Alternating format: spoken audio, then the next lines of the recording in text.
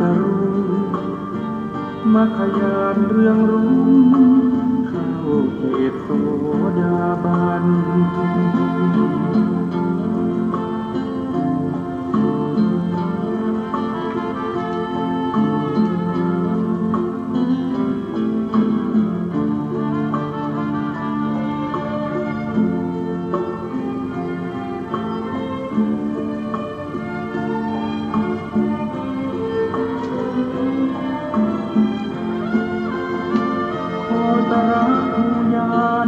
สิ่งที่พระองค์ทรงรู้แต่ไอสไตล์ไม่รู้เหมือนมองไม่เป็นวิทยาศาสตร์ไม่อาจพิสูจน์ประเด็นพระองค์ทรงเห็นเพราะอยู่ในยานชั้นสูงรู้แจ้งแจ่มชัดการเปลี่ยนแปลงยิ่งนักกฎพระไตรลักษณ์ชักนำใจปรับปรุงภายในแยกได้ปัญญาจะรุ่งมัคคยานเรื่องรุ่งเข้าเขตโสดาบัน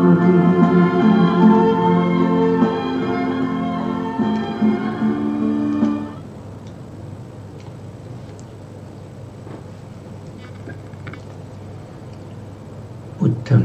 สรณังกัจฉามิธัมมังสรณังกัจฉามิสังฆังสรณังกัจฉามิ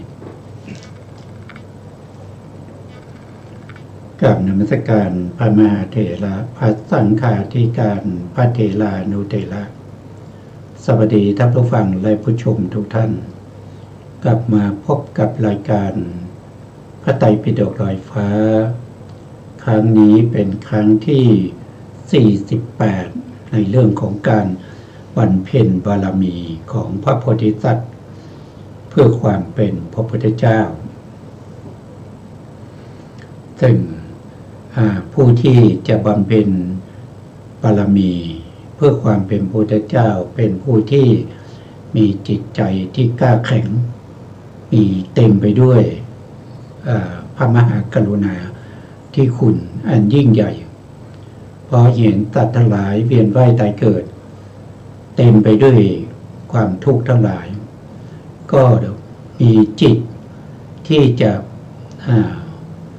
ช่วยให้สัตว์ทั้งหลายเหล่านั้นให้พ้นจากการเวียนว่ายตายเกิดเพราะการเกิดมันเป็นทุกข์ทุกข์ทั้งหลายก็มาจากการเกิดถ้าไม่มีการเกิดทุกข์นั้นจะมาได้อย่างไรนะครับเพราะมีการเกิดนี้แหละเราจึงมีความแก่เราจึงมีความเจ็บไข้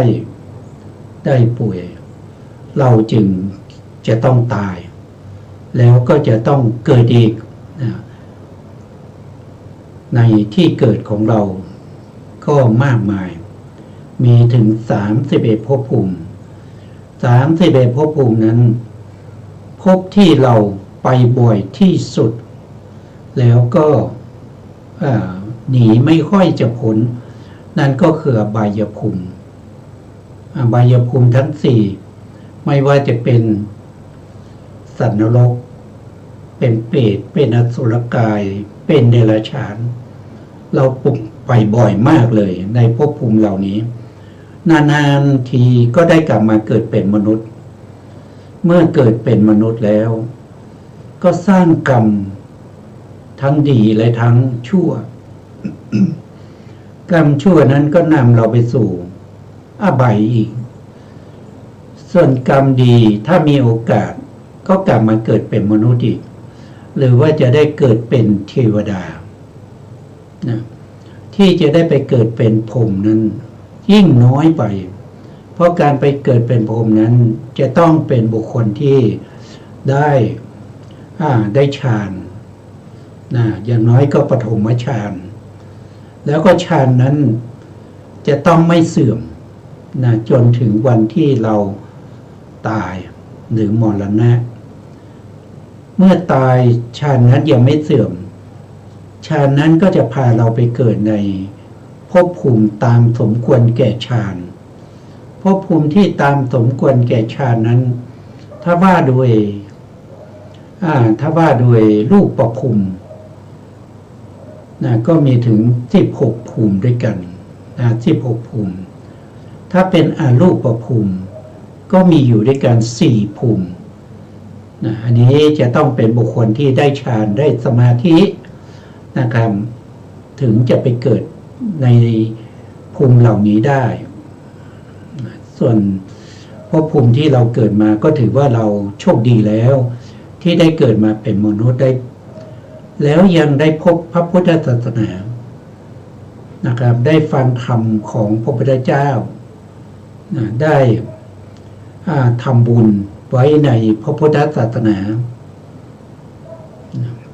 อันนี้ก็เป็นบุญเป็นกุศลที่เราทำได้ในยุคที่มีพระพุทธศาสนาเท่านั้นนะครับเพราะพระพุทธศาสนาไม่ได้มีทุกยุคทุกสมัยพระพุทธศาสนาเป็นศาสนาที่มีอายุสั้นที่สุดถ้าเทียบกับศาสนาอื่น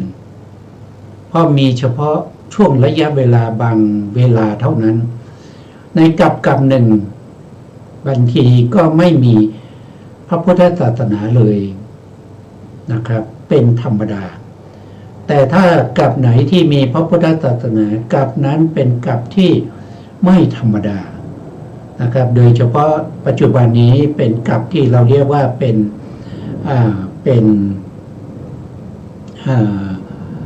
เขาเรียกว่าเป็นอะไรเดี๋ยวลืมไปอีกแล้วเขาเรียกว่าเป็นภัททกัปเป็นภัททกัปภัททกัปนี้มีพระพุทธเจ้าถึง5พระองค์ด้วยกันนะครับแล้วในภัททกัปนี้นะครับก็มีพระพุทธเจ้าผ่านไปแล้ว4พระองค์ยังเหลืออีก1พระองค์ที่จะมาอุบัติเป็นพระพุทธเจ้าในอนาคตก็คือพระศรีอริยเมตไตรแต่ตอนนี้พระพุทธศาสนาของพระพุทธเจ้าองค์ที่4ในภัททกัปนี้ที่มีพระนามว่าพระสัมมาสัมพุทธเจ้าศรีสักยมุนีโคตมะยังดำเนินไปอยู่นะครับยังสามารถที่จะฟังพระธรรมคำสั่งสอนของพระพุทธเจ้าแล้วก็นำไปประพฤติปฏิบัติให้สมควรแก่ธรรมก็สามารถที่จะได้โดนตาเห็นธรรมได้อยู่เหมือนกันนะครับที่เรียกว่าที่กล่าวไปเมื่อกี้ว่าพระพุทธศาสนาเป็นศาสนาที่มีน้อยที่สุดในจักรวาลในโลกที่เกิดขึ้นมานะครับแล้วก็พระพุทธศาสนานี้ไม่เกิดในจักรวาลอื่นนะครับเกิดเฉพาะในจักรวาลที่เขาเรียกว่าเป็นมงคลจักรวาลมีจักรวาลเดียวเท่านั้นนะครับก็คือที่เราอาศัยอยู่ปัจจุบันนี้แต่ถ้าว่าด้วยจักรวาลแล้วจักรวาลนั้นมีมากมายนะครับพระพุทธองค์ตรัสว่าจักรวาลนับไม่ถ้วนเป็นอานันตจักรวาลมีมากมายเหลือเกินแต่มากมายเหล่านั้นไม่เคยมีพระพุทธเจ้าเลยมีเฉพาะจักรวาลของเราเป็นมงคลจักรวาลนี้แล้วก็เป็นยุคที่เราโชคดีมากเลยนะครับที่มีพระพุทธเจ้าถึง5พระองค์ในกรรมนี้เพราะว่าพระพุทธเจ้าในแต่ละกรรมเนี่ยอย่างมากที่สุดมี5พระองค์โดยปกติแล้วก็จักรวาลที่เกิดขึ้นแล้วดับไปไม่มีพระพุทธเจ้าเลยนานๆก็จะมีพระพุทธเจ้า1องค์ก็เรียกว่าสาระกับนานๆก็จะมีพระเจ้า2พระองค์ก็จะเรียกว่ามันทกัปบางยุคบางสมัยมีพระพุทธเจ้า3พระองค์ก็เรียกว่าวาลกัปถ้าบางยุคบางสมัยมีพระพุทธเจ้า4พระองค์ก็เรียกว่าสาระมันท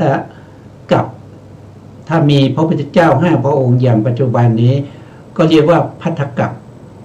นะครับเพราะฉะนั้นนะครับเราถือว่าเราที่ได้เกิดมาเป็นมนุษย์แล้วได้พบพระพุทธศาสนาเป็นผู้ที่มีโชคดีที่สุด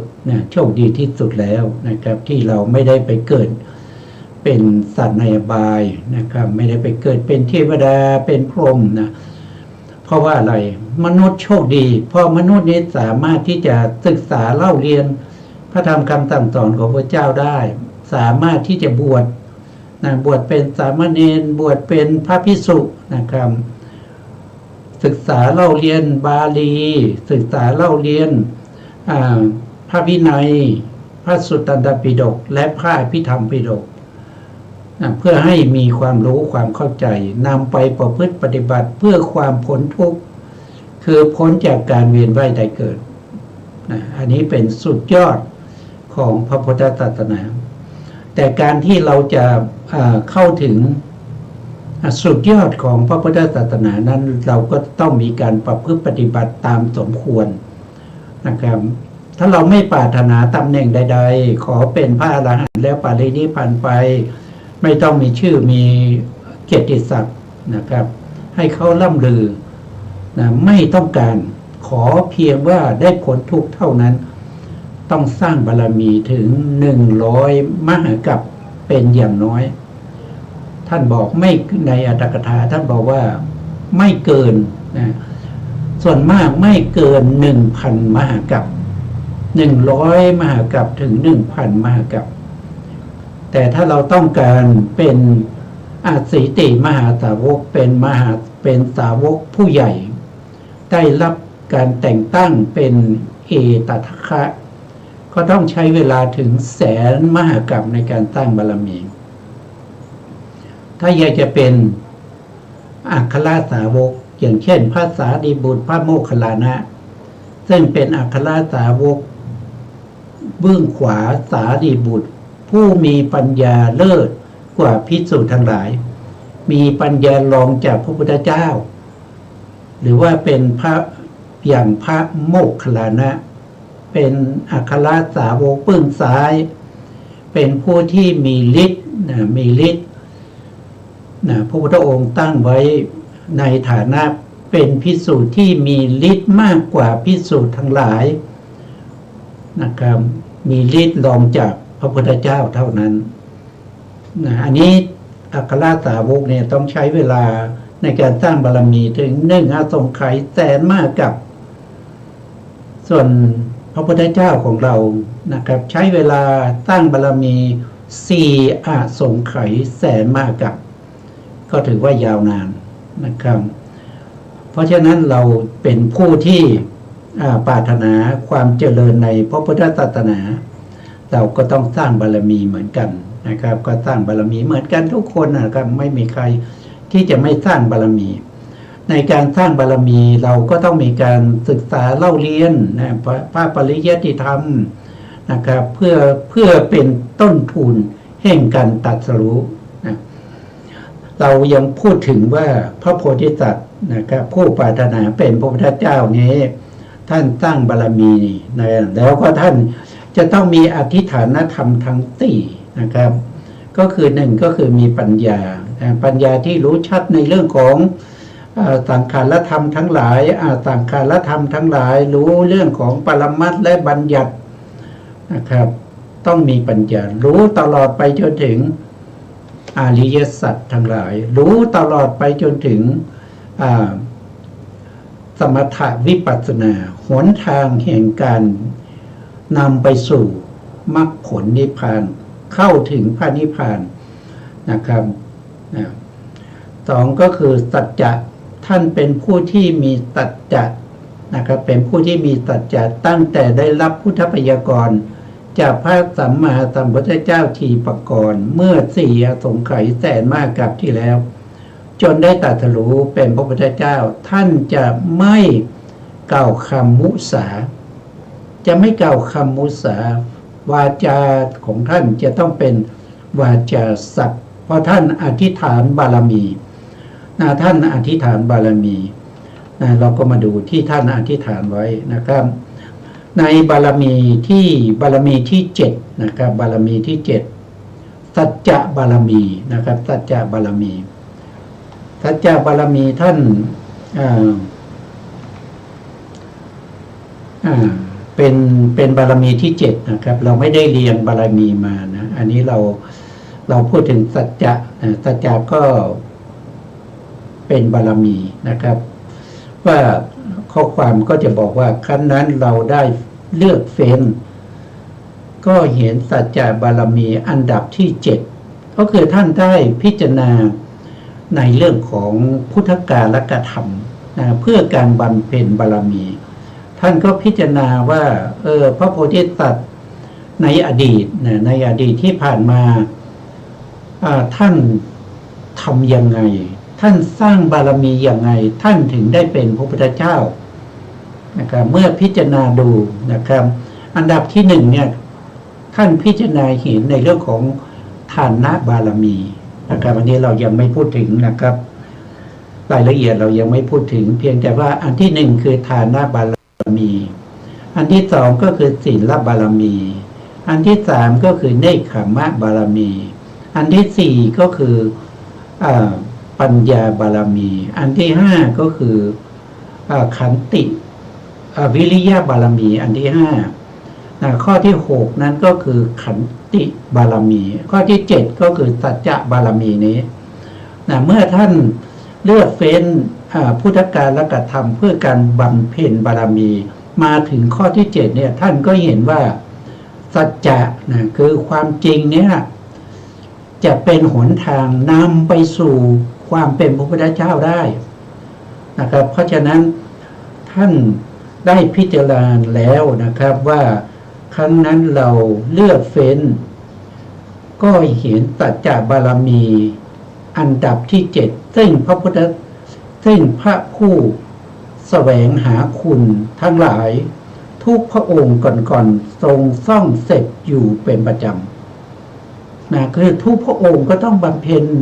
สัจจะบารมีในข้อที่7นี้เหมือนกันทุกพระองค์นะครับท่านจึงอันนี้จะคือท่านได้พูดกับตัวเองว่าท่านจงสมาทานสัจจะบารมีอันดับที่7นี้ไว้ให้มั่นคงก่อนท่านมีวาจาไม่เป็นสองในสัจจะบารมีนั้นหากว่าท่านต้องการบรรลุพระสัมโพธิญาณถ้าต้องการจะเป็นพระพุทธเจ้านะครับท่านจะต้องบำเพ็ญบารมีข้อที่7นั่นก็คือสัจจะบารมีนะครับสัจจะบารมีท่านถึงจะได้บรรลุพระโพธิญาณนะครับท่านจงบำเพ็ญสัจจะบารมีมีวาจาแน่นอนไม่เป็นสองเถิดอันว่าดาวประกายพฤกษ์เป็นดาวนพเคราะห์ที่เที่ยงตรงไม่โคจรออกนอกวิถีโคจรไม่ว่าฤดูร้อนฤดูฝนหรือฤดูหนาวฉันใดถึงท่านก็ฉะนั้นจงอย่าเดินออกนอกวิถีทางในสัจจะทั้งหลายฉันนั้นเหมือนกันท่านบำเพ็ญสัจจะบารมีตลอดการทั้งปวงเมื่อถึงฝั่งแห่งสัจจะบารมีแล้วจะบรรลุพระสัมโพธิญาณได้ฉันนั้นนะครับอันนี้คือขั้นได้เลือกเฟ้นพุทธกาลกธรรมข้อที่7นั่นก็คือสัจจะบารมีนะครับสัจจะบารมีแล้วลัคนาที่จตุกะของสัจจะบารมีนะครับก็คือลัคนาที่จตุกะก็คือหมายถึงว่าลักษณะลักษณะทั้ง4มีลักษณะเป็นต้นนะครับของสัจจะบารมีจตุกะนี่ก็คือ4อย่างกันอาทิเนี่ยเป็นว่าเป็นต้นนะครับลักษณะก็คือมีลักษณะเป็นอาทิในคุณธรรมของสัจจะบารมีนะครับนี่เป็นลักษณะที่จตุกะ4อย่างก็คือ1ก็คือต้องรู้ลักษณะว่าอะไรเป็นลักษณะของสัจจะบารมีอะไรเป็นรสหรือกิจกิจก็คือการกระทำนะครับแล้วก็อาการปรากฏ แล้วอะไรมันเป็นอาการปรากฏในปัญญาของบัณฑิตทั้งหลายนะครับถ้าผู้ที่ไม่ใช่บัณฑิตก็จะไม่สามารถที่จะเห็นอาการปรากฏของบารมีนะครับข้อที่สี่ก็คือเป็นเหตุใกล้ให้เกิดนะครับเป็นเหตุใกล้ให้เกิดในสี่ข้อนี้ท่านจะต้องบำเพ็ญนะครับเพราะจะต้องบำเพ็ญต่อไปรายละเอียดนะอาวิสังวาทนะลักขณาไม่มีการไม่พูดหลอกลวงเว้นจากคำมุสานะครับต้องเป็นผู้ที่มีแต่กล่าววาจาที่เป็นตักเป็นความจริงไม่กล่าวคำหลอกลวง อันนี้เป็นลักษณะของสัจจะบารมีนะครับต่อไปว่าโดยลดนะครับยัตถาตภาวะวิภาวะนะละสามีการประกาศตามความเป็นจริงเป็นลดนะครับประกาศก็คือพูดนะครับพูดแต่ความจริงความสัตย์นะครับตามความเป็นจริงอันนี้เป็นกิจเป็นกิจนะครับถ้าจะพูดก็พูดแต่สัจธรรมนะครับพูดแต่ความจริงนะครับจริงโดยโวหารของชาวโลกหรือจริงโดยปรมัตถ์ก็ตามสมควรแก่สถานการณ์แต่ละขณะนั้นนะครับในขณะนั้นนะต่อไปการปรากฏก็คือสาธุตาปัจจุปฐานามีความชื่นใจเป็นอาการปรากฏนะครับคนที่เขาพูดความจริงเขาจะไม่เดือดร้อนใจนะครับแต่ถ้าไปโกหกนะครับไปโกหกหรือพูดไม่จริงก็จะเดือดร้อนใจกลัวเขาจะรู้ความจริงกลัวเขาจะจับได้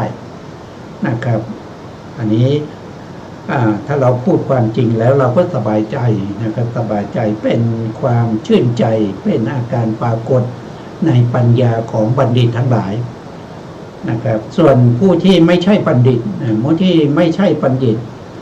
นะครับอาจจะเดือดร้อนใจนะครับเพราะว่าทำใจไม่ได้นะอันนี้เพราะฉะนั้นจะต้องเป็นอาการปรากฏอยู่ในปัญญาของบัณฑิตทั้งหลายนะครับต้องเป็นอย่างนั้นนะต่อไปในข้อที่สี่ก็คือเหตุใกล้ให้เกิดนะครับโสละจะปทัฏฐานามีความสงบเสงี่ยมได้แก่เจตนาศีลอันเป็นประธานเป็นเหตุใกล้นะเจตนาศีลนะเจตนาศีลนี่มีอยู่สองอย่างนะครับมีเจตนาที่เขาเรียกว่าเป็น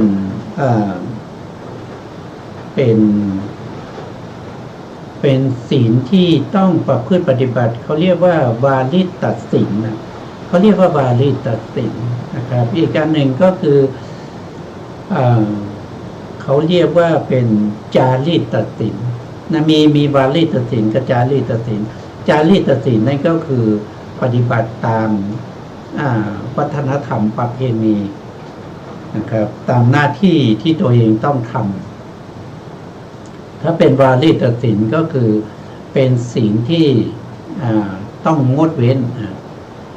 จารีตศีลเป็นศีลที่ต้องปฏิบัติ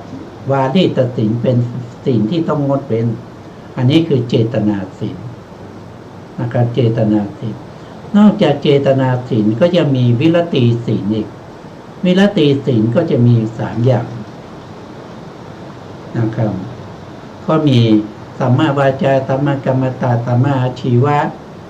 นะมีอยู่3อย่างนะครับบางในท่านก็จะสงเคราะห์ในเรื่องของนาพิชาก็คือความไม่เพ่งเล็งอยากได้ของเขามาเป็นของตนพยาบาทนะครับพยาบาทก็คือมีการผูกโกรธอาฆาตจองเวรนะครับไม่ต้องเว้นจากอภิชาคือความเพ่งเล็งเว้นจากพยาบาทนะครับก็เป็นอนาพิชา กับอาพยาบาทและอีกข้อหนึ่งท่านบอกว่าต้องประกอบด้วยสัมมาทิฏฐิ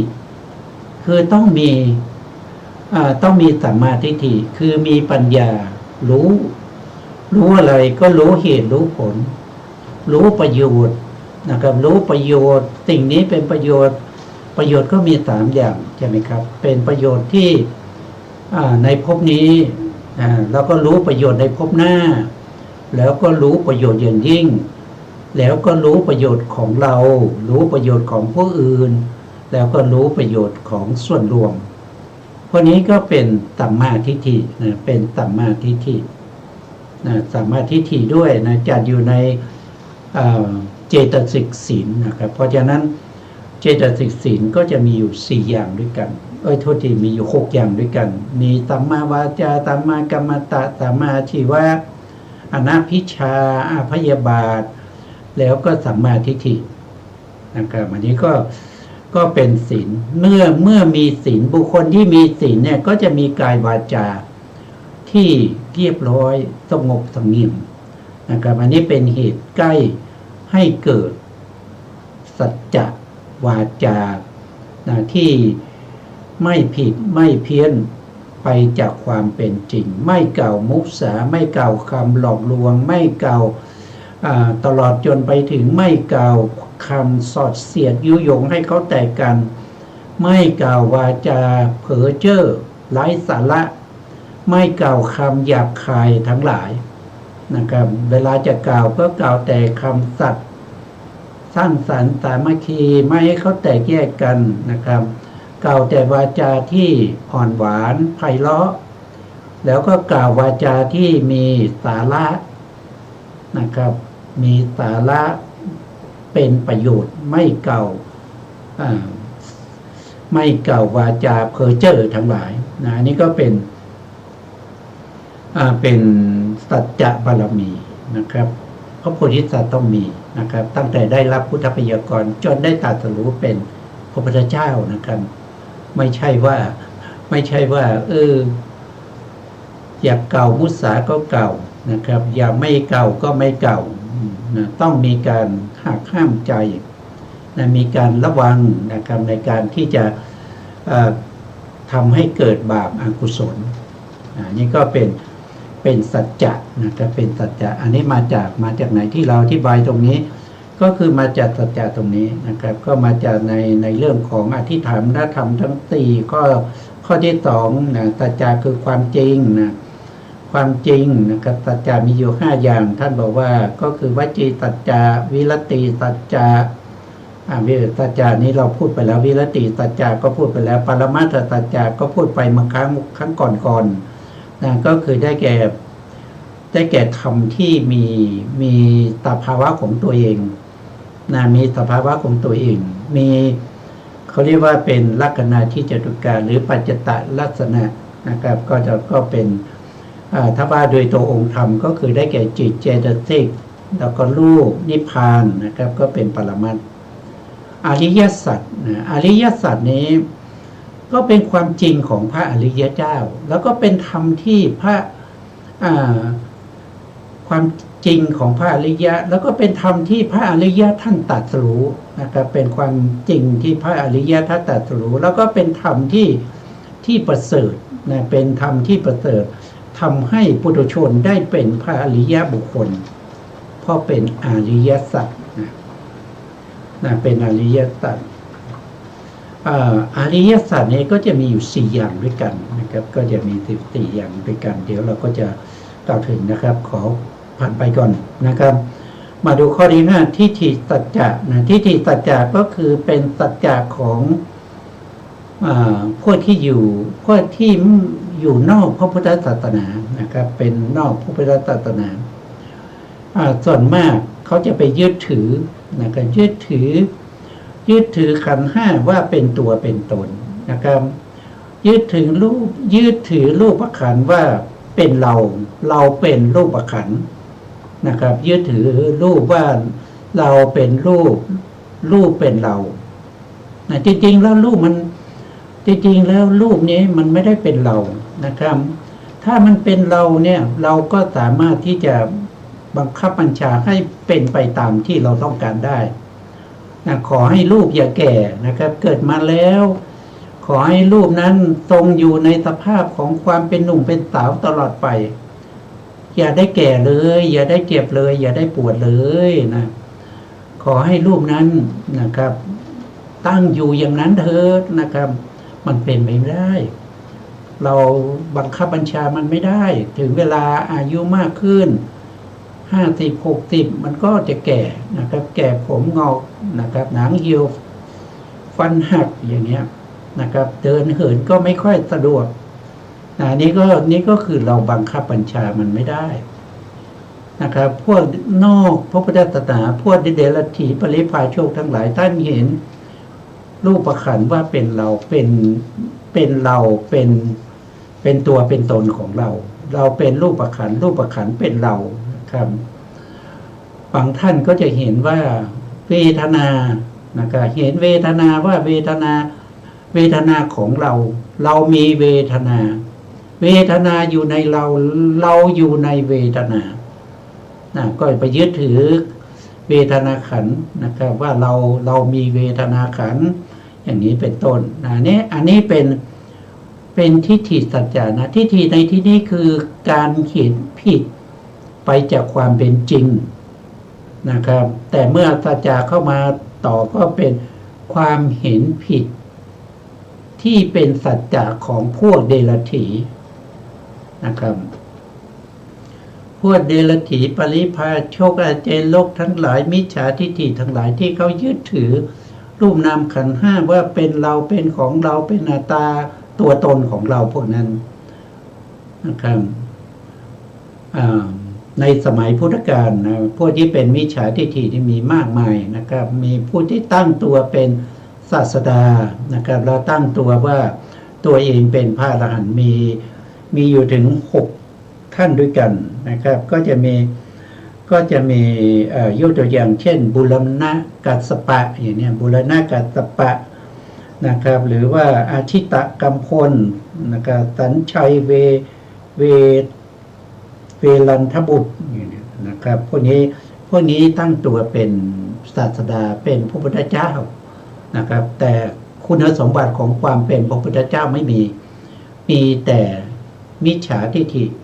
นะครับที่เห็นผิดว่ารูปเที่ยงบางท่านก็เห็นว่ารูปไม่เที่ยงบางท่านก็เห็นว่าเวทนาเที่ยงสัญญาเที่ยงสังขารเที่ยงวิญญาณเที่ยงนะครับเห็นไปตามความเห็นของเขาอย่างนี้แหละเราเรียกว่าเป็นทิฏฐิสัจจะคือสัจจะที่ผิดเพี้ยนไปจากความเป็นจริงนะครับอันนี้ก็เป็นสัจจะนะครับอริยสัจเนี่ยนะครับอริยสัจเนี่ยเราก็มาดูนะครับดูที่ไหนนะครับก็ดูในเรื่องของพระพุทธองค์ที่แสดงในเรื่องของธรรมจักรกับปวัตนสูตรซึ่งเป็นปฐมเทศนานะครับเป็นพระธรรมเทศนาของพระสัมมาสัมพุทธเจ้านะในปฐมเทศนานะครับในธรรมจักรเนี่ยท่านได้กล่าวถึงรอบ3อาการ12นะครับรอบ3อาการ12นะ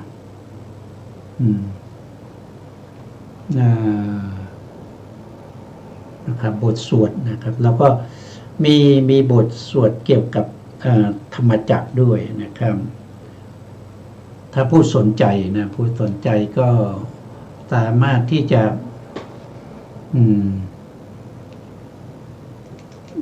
เดี๋ยว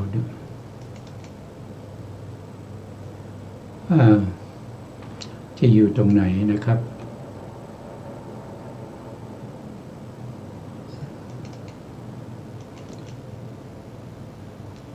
ตอนนี้หาไม่เจอนะครับก็ไม่เป็นไรนะไม่เป็นไรเราก็จะว่ากันไปก่อนนะครับบอกว่าในธรรมจักรกับปวัตนสูตรเนี่ยนะครับท่านแสดงอริยสัจโดยท่านบอกว่านะครับภิกษุทั้งหลายนะครับ2อย่างที่ไม่ควรที่จะเกี่ยวข้องเลยนั่นคือกามสุขาริกานุโยค คือการประกอบตัวให้พัวพันอยู่ในกามสุขทั้งหลายนะครับอันนี้เป็นธรรมอันเดียวเป็นของชาวบ้านเป็นของปุถุชนไม่ใช่ของพระอริยะไม่ประกอบด้วยประโยชน์นะคือนะครับทำตัวให้มีความสุขมากๆนะครับเสพสุขมากๆนะครับเขาบอกว่าการเสพสุขแบบนี้นะครับมันเป็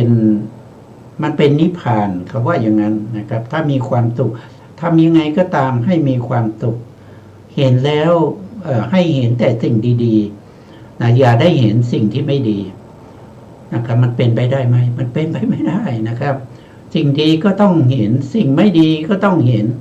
นะครับสิ่งที่เราเห็นนั้นมันจิตที่เห็นนั้นเขาเป็นวิบากนะเป็นวิบากในอดีตชาตินี้เราเคยทำสิ่งที่ดีแล้วก็ไม่ดีถ้าสิ่งที่ดีให้ผลเราก็ได้เห็นสิ่งที่สวยๆงามๆถ้าสิ่งที่ไม่ดีให้ผลเราก็จะเห็นสิ่งที่ไม่ดีนะครับสิ่งที่ไม่ดีมากมายนะครับที่เราจะต้องเห็นนะครับเห็นคนชกกันต่อยกันทะเลาะกันด่ากันอย่างเงี้ยมันเป็นสิ่งที่ไม่ดีนะครับเห็นนักการเมืองทั้งหลายนะครับออกมากล่าวร้ายฝ่ายตรงข้ามนะครับหรือว่าเห็นใน YouTube ใน Facebook TikTok อะไรทั้งหลายที่มีการด่าทอกันนะครับที่ทำร้ายกันฆ่ากันเนี่ยสิ่งเหล่านี้มันเป็นวิบากของกรรมที่เป็นอกุศลมันไม่ดีนะครับเห็นแล้วมันทำให้จิตใจของเรานั้นมันเศร้าหมองนะครับเป็นโทสะนะอันนั้นเป็นอกุศลกรรมให้ผลเพราะฉะนั้น คนที่จะเห็นแต่สิ่งดีๆนะมันเป็นไปไม่ได้นะครับคนที่เห็นแต่สิ่งดีๆสิ่งที่ไม่ดีก็ต้องเห็นนะครับแล้วเราจะทำยังไงนะครับทั้งดีและไม่ดีนะครับแม้แต่พระพุทธเจ้านะครับเป็นผู้ที่มีบุญนะครับจากหาบุคคลที่มีบุญบารมีเหมือนพระพุทธเจ้าในอนันตจักรวาลนี้ก็คงหาไม่ได้นะครับพระพุทธองค์ยังต้องได้ยินเสียงคนด่านะครับมียุคหนึ่งสมัยหนึ่งนะครับก็มีคนตามที่จะด่าพระพุทธเจ้านะครับอยู่ถึง7 วันด้วยกันนะครับอันนี้ก็แสดงให้เห็นว่านะครับถึงจะมีบุญเหมือนพระพุทธเจ้าก็ยังไม่พ้นจากการถูกด่านะครับแล้วพระพุทธเจ้าก็ยังต้องเห็นอะไรนะครับเห็นศพนะเห็นศพนะครับยังมีอยู่ครั้งหนึ่งนะครับที่หญิงโสเภณีนะครับตายแล้วนะครับพระพุทธเจ้าก็ทูลพระราชาประสิทธิโกศลนะครับให้เก็บศพของนางสิริมานะครับศพของนางสิริมาไว้ก่อนนะครับผ่านไป 2-3 วันนะครับมีภิกษุรูปหนึ่งนะครับไปบิณฑบาตก่อนหน้านั้นละนะตอนที่นางสิริมาเนี่ยเขาป่วยเขาก็มาใส่บาตรนะครับภิกษุรูปนั้นเห็นนะครับเห็นผู้หญิงคนนี้แล้วก็โอ้ทำไมสวยอย่างนี้นะติดใจนะครับติดใจแม้ขนาดเธอป่วยนะไม่สบายยังสวยขนาดนี้นะครับถ้าเธอสบายนะครับปกติแล้วเนี่ยจะสวยขนาดไหนนะเมื่อบิณฑบาตมาจิตก็ว้าวุ่นนะคิดถึงแต่นางสิริมาก็เลยเอาอาหารนะครับไว้ใต้เตียงนะไม่ฉันนะภิกษุทั้งหลายก็ได้ทูลพระพุทธองค์นะครับพระพุทธองค์ก็ทราบเรื่องก็รู้ว่านางสิริมาจะตายนะครับเพราะว่า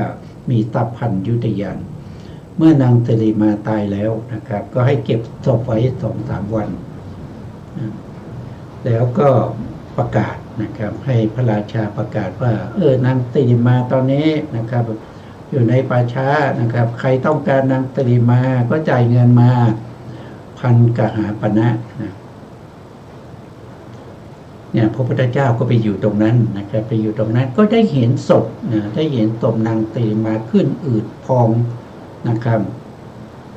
นะก็ไม่มีใครเอานะพระราชาประกาศไปทั่วแผ่นดินนะครับใครอยากได้นางตีมาก็เอาเงินมานะครับปันกาปณะก็ไม่มีใครเอาลดลงมาเหลือ100 กหาปณะก็ไม่มีใครเอานะครับลดลงมาเหลือ1 กหาปณะก็ไม่มีคนเอานะครับให้ฟรีก็ไม่มีใครเอานะครับภิกษุรูปนั้นก็มาเห็นนะครับพระพุทธองค์ก็ประกาศให้ภิกษุไปดูนางสิริมานะครับภิกษุนั้นดีใจมากเลยนะครับภิกษุที่หลงไหลนางสิริมาได้เห็นนางสิริมาครั้งแรกนะหลงไหลนะครับก็ไปดูนะครับไปดูก็เห็นนางสิริมาตายแล้วขึ้นอืดนะครับโอ้ก็ระลึกได้นะครับระลึกได้นะเนี่ยพระพุทธองค์นะครับมีพระมหากรุณาที่ยิ่งใหญ่นะแม้กระทั่งศพที่ตายแล้วที่จะสามารถทำให้บุคคลสามารถที่จะเข้าถึงสัจธรรมได้นะครับด้วยวิธีไหนนะพระองค์ก็จะทำวิธีนั้นนะครับเพื่ออะไรเพื่ออนุเคราะห์แก่พระภิกษุผู้หลงไหลในความงามของนางสิริมานะครับวันนี้ก็ยกตัวอย่างนะครับว่าพระพุทธเจ้าก็ได้เห็นศพของนางสิริมานะครับก็ได้เห็นสิ่งที่เป็นอสุภะนะครับไม่ได้เห็นสิ่งที่ดีๆตลอดนะครับบางครั้งก็เห็นภิกษุทะเลาะกันที่เมืองโกสัมพีภิกษุแบ่งเป็น2 ฝ่ายทะเลาะกันนะพระพุทธองค์ไปห้ามนะครับภิกษุเหล่านั้นก็ไม่ยอมไม่ยอมที่จะลดละในการทะเลาะกันนะครับพระพุทธองค์ถึงกับได้ห้ามถึง3 ครั้งภิกษุเหล่านั้นก็ยังไม่ยอมนะ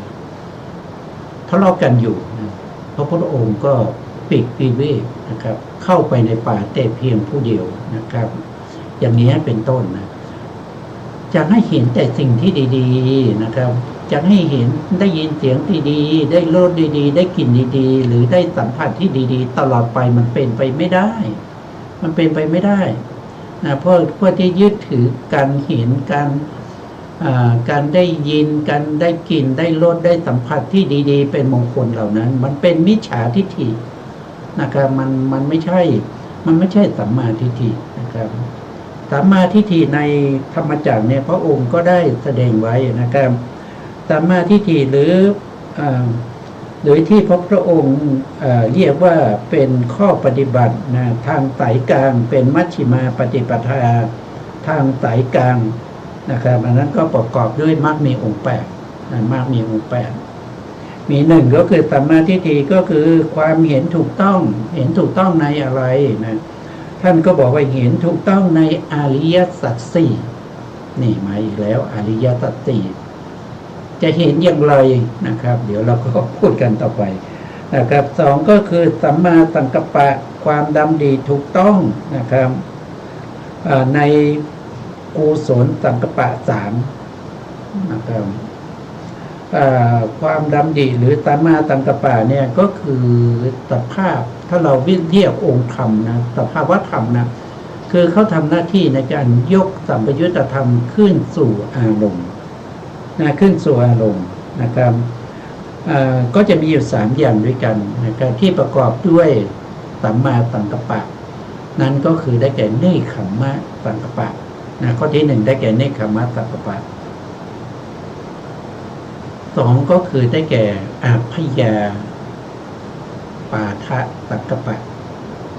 นี่ก็ไม่มีการละเว้นเสียจากการผูกโกรธ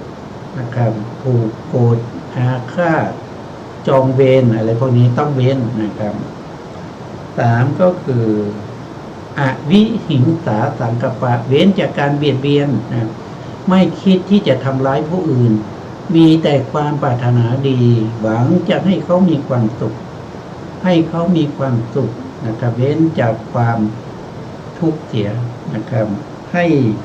มีแต่ความสุขอันนี้ถ้าเป็นวิหิงสาสังกัปปะนี่ก็คือต้องเจริญกรุณานะครับปรารถนาให้ทุกคนเนี่ยพ้นจากความทุกข์ถ้าเป็นพยาบาทก็ต้องเจริญเมตตาก็ต้องเจริญเมตตา นะครับอันนี้ก็เป็นสัมมาสังกัปปะสององค์นี้เขาเรียกว่าเป็นปัญญานะครับนะสัมมาทิฏฐิกับสัมมาสังกัปปะนี้ก็จัดอยู่ในประเภทที่เป็นปัญญาสิกขานะเป็นปัญญาสิกขานี่เป็นองค์มรรคนะครับ องค์ที่สามก็คือสัมมาวาจาเว้นจากการกล่าววัตถุเว้นจากการกล่าววจีทุติยติคือเว้นจากมุสาวาทเนี่ยอันนี้ก็เป็นสัจจะนะเว้นจากมุสาวาทนะเว้นจากปิสุณวาจานี่คือยุยงให้เขาแตกกันเว้นจากสัมภาปลาปาก็คือเพอร์เจอร์นะครับเว้นจากการกล่าวคำหยาบนะครับทั้ง4อย่างนะอันนี้เป็นสัมมาวาจานะครับต่อมาก็คือสัมมากัมมันตะก็คือการทำการงานถูกต้องก็คือเว้นจากกายทุจริตกายทุจริต3นะครับก็คือได้แก่เว้นจากการฆ่าสัตว์ลักทรัพย์ประพฤติผิดในกามนะครับอันนี้เป็นสัมมา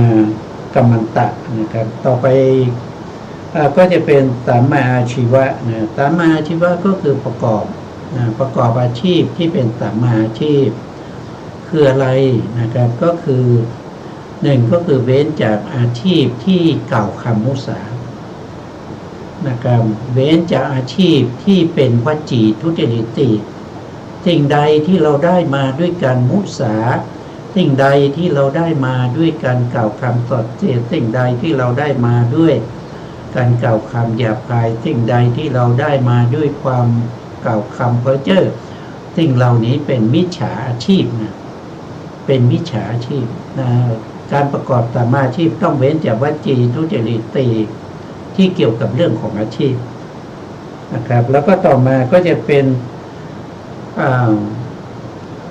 ประกอบอาชีพที่เว้นจากกายทุจริต3นะก็คือเว้นจากการฆ่าสัตว์เว้นจากการลักทรัพย์เว้นจากการประพฤติผิดในกามนะครับแล้วยังต้องเว้นจากอาชีพที่ไม่สมควร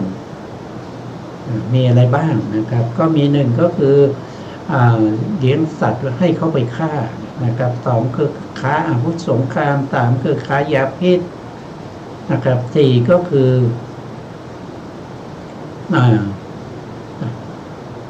ทำสิ่งที่อะไรลืมไปอีกแล้วนะเพราะสับความจำมันก็เป็นมันไม่เที่ยงนะมันไม่เที่ยงนะครับเว้นจากการฆ่าเว้นจากการเลี้ยงสัตว์แล้วก็ให้เขาไปฆ่าเว้นจากการค้ามนุษย์นะครับเว้นจากการค้าอาวุธสงครามเว้นจากการค้าสิ่งเสพติดน้ำเมาทั้งหลายสุราเมลัยทั้งหลายนะครับแล้วก็5ก็คือเว้นจากการยังจำไม่ได้เลยนะครับก็ไม่เป็นไรนะติดไว้ก่อนนะครับพอจะเสียเวลานะครับก็ให้รู้ว่าสัมมาอาชีพก็คือเป็นอาชีพที่เว้นจากวจีทุจริต4เว้นจากกายทุจริต3แล้วก็บางทีก็พูดถึงอาชีพที่ไม่ดีนะครับที่เป็นมิจฉาชีพนะครับมีอยู่5ประการด้วยกันนะครับต่อมาก็จะเป็นสัมมาวายามะนะครับสัมมาวายามะเนี่ยก็เป็นองค์มรรคข้อที่6นะครับข้อที่6สัมมาวายามะก็คือสมาธินะครับก็คือพูดถึงในเรื่องของอัปปนานะครับอัปปนาก็คือฌานนั่นเองนะครับฌาน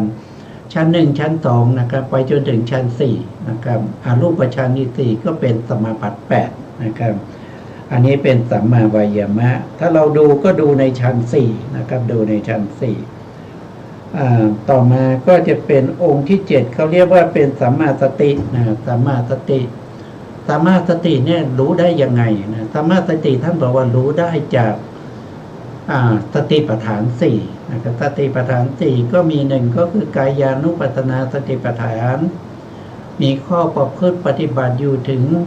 เท่าไหร่14ประภาด้วยกันมี14ประภาด้วยกันมีอานาปานประภา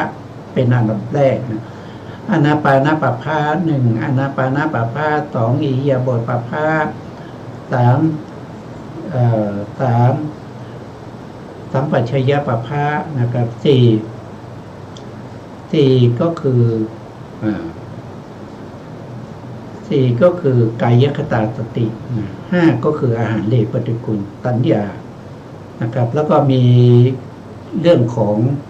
ซากศพนะครับเรื่องของป่าช้าอีก9นะครับรวมกันก็จะเป็น14นะครับในกายานุปัสสนาสติปัฏฐานก็มี14ประเภทด้วยกันนะครับแล้วอันที่สองก็คือได้แก่เวทนานุปัสสนาสติปัฏฐานอันนี้ก็พิจารณาในเรื่องของความสุขความทุกข์แล้วก็ความเฉยๆอันนี้มีถึงเวทนาถึง9อย่างนะครับแต่ถ้าสงเคราะห์โดยประภาแล้วมี1ประภาเพราะเวทนาก็คือเจตสิกที่เป็นเวทนาเจตสิกมีสภาพของการเสวยอารมณ์เหมือนกันเลยแต่ไม่ว่าจะเป็นเสวยอารมณ์ที่เป็นสุขก็เสวยอารมณ์เสวยอารมณ์ที่เป็นทุกขเวทนาก็เสวยอารมณ์เสวยเวทนาที่เป็นอุเบกขาเวทนาก็เสวยอารมณ์มันเป็นสภาวธรรมที่เหมือนกันนะครับเหมือนกันคือเวทนามีลักษณะของการเสวยอารมณ์นะประมาณที่3ก็คือจิตตานุปัสสนาสติปัฏฐานจิตตานุปัสสนาสติปัฏฐานมีอยู่ทั้งหมดเท่าไหร่16ประเภทด้วยกันโทษทีมีอยู่16ข้อด้วยกันแต่ถ้าว่าโดยประเภทแล้วมี1นะครับเพราะว่าสภาวธรรมทั้ง16ข้อนั้นก็คือมีสภาพของการรู้อารมณ์เมื่อราคะจิตเกิดขึ้นย่อมก็รู้ชัดว่าเมื่อราคะจิตมีเราก็รู้ชัดว่าเรามีราคะจิตเมื่อราคะจิตไม่มีก็รู้ชัดว่าไม่มีเมื่อโทสะจิตมีเราก็รู้ว่าโทสะจิตมีเมื่อโทสะจิตไม่มีก็รู้ว่าโทสะจิตไม่มีเมื่อโมหะจิตมีก็รู้ว่าโมหะจิตมีเมื่อโมหะจิตไม่มีก็รู้ว่าโมหะจิตไม่มีนะครับอันนี้ก็เป็นตัวอย่างนะครับมีถึง8คู่ด้วยกันนะครับมีทั้งจิตที่มีอานุภาพน้อยจิตที่มีอานุภาพมากจิตที่ไม่มีจิตอื่นยิ่งกว่าจิตที่มีจิตอื่นยิ่งกว่านะครับเป็นต้นเหล่านี้ก็เป็นจิตตานุปัสสนาสติปัฏฐานก็ส่งข้อประภาได้1ประภาเพราะจิตก็มีสภาวะเหมือนกันหมดนั่นก็คือรู้อารมณ์เหมือนกันนะครับต่อไป4นะครับก็คือธรรมานุปัสสนาอันนี้ก็คือได้แก่สัญญาขันธ์แล้วก็สังขารขันธ์ขึ้นต้นก็คือนิวรณ์ปัปพะนิวรณ์ปัปพะก็คือนิวรณ์5นั่นเองนะครับ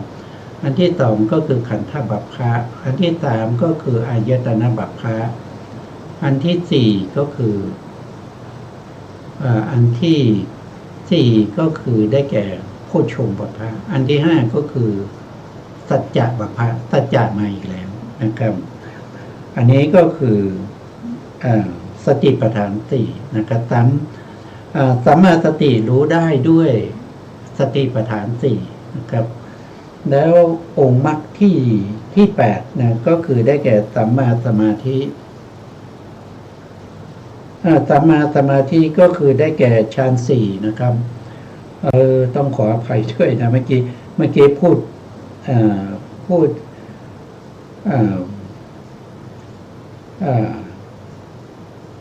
ดถึงสัมมาสมาธินะครับก็ต้องเป็นฌาน4นะครับส่วนสัมมาวายามะนั้นคือได้แก่ความเพียรนะครับได้แก่ความเพียรนะครับก็เป็นองค์มรรคที่6นะครับสัมมาวายามะก็คือได้แก่ความเพีย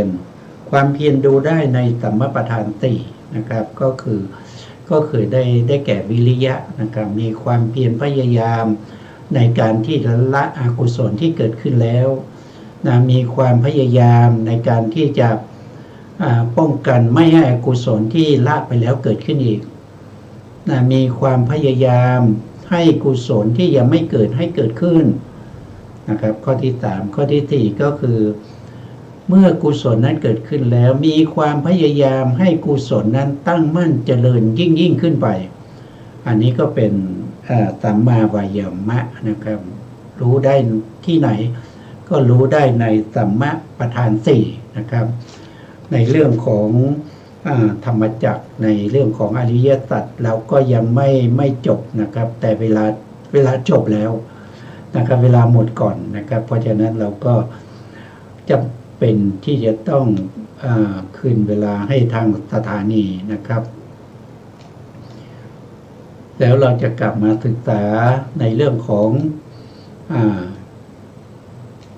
งการสร้างบารมีเพื่อความเป็นพระพุทธเจ้าของพระโพธิสัตว์ต่อไปในครั้งต่อไปนะครับวันนี้เวลาหมดลาไปก่อนนะครับสุดท้ายนี้นะครับก็ขอกราบขอบพระคุณพระครูสมุทรวิสุวัฒน์วรกิจโจนะครับผู้อำนวยการสถานีวิทยุเพื่อการศึกษาพระพุทธศาสนาและวัฒนธรรม FM 104.5 เมกะเฮิรตซ์วัดฝายหินจังหวัดเชียงใหม่และขอกราบขอบพระคุณ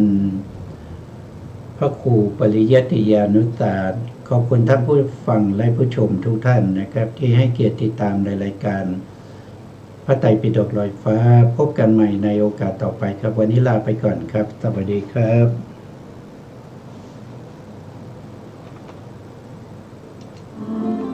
บุตรพระไตรลักษณ์ชักนำใจปรับปรุง